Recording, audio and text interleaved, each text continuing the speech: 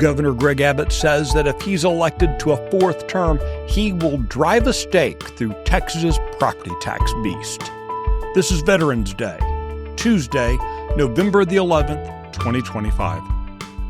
Texas Scorecard presents the day's first news for the Lone Star State. The Texas Minute, with your host, Michael Quinn Sullivan.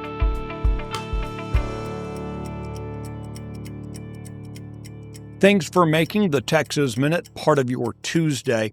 There are 1.5 million veterans living in the Lone Star State. They generally don't expect to be thanked for their service, but it's probably good for us to do so anyway. Let's get into today's news. In announcing his bid for a fourth term as governor of Texas, Greg Abbott unveiled what he called a bold new priority on property taxes. His proposal targets rising property appraisals and local tax hikes, arguing that local governments, not the state, are behind Texas's increasing bills.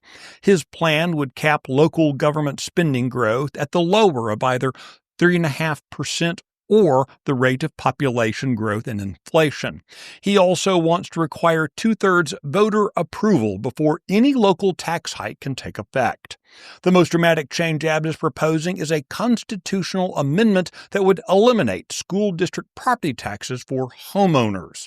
Back to his election announcement, if Abbott wins in 2026, he would become Texas' longest-serving governor, surpassing Rick Perry's 14 years in office. Texas has no gubernatorial term limits, but no governor has been reelected to 4 straight 4-year terms. Legislation has been filed in the U.S. Senate to enforce the 1944 Water Treaty between the United States and Mexico to ensure South Texas farmers have enough water. Since 1994, there have been multiple instances of Mexico failing to deliver the full water amount required by the treaty.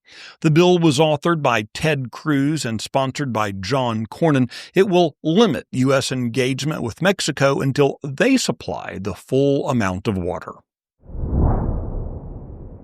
Texas A&M University Regents will consider a proposal later this week that require all courses teaching gender ideology or race ideology to receive explicit approval from campus presence before they may be offered to students.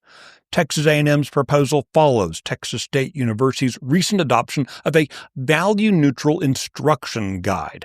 While Texas State's guide seeks to present controversial subjects in an unbiased manner, Texas A&M's proposal requires approval from the campus president where the classes will be taught. The Texas Minute will be right back. Do you feel increasingly isolated? Like the world has gone insane and you are part of one small, clear-headed remnant? Let me be the first to tell you, you're not alone. I'm Sarah Gonzalez, and on my new show, Come and Take It, I'm going to call out the crazy so you can be empowered to change Texas and the nation. Overcome the schemes of the left designed to keep Texans paralyzed and silent. Watch or listen to Come and Take It today.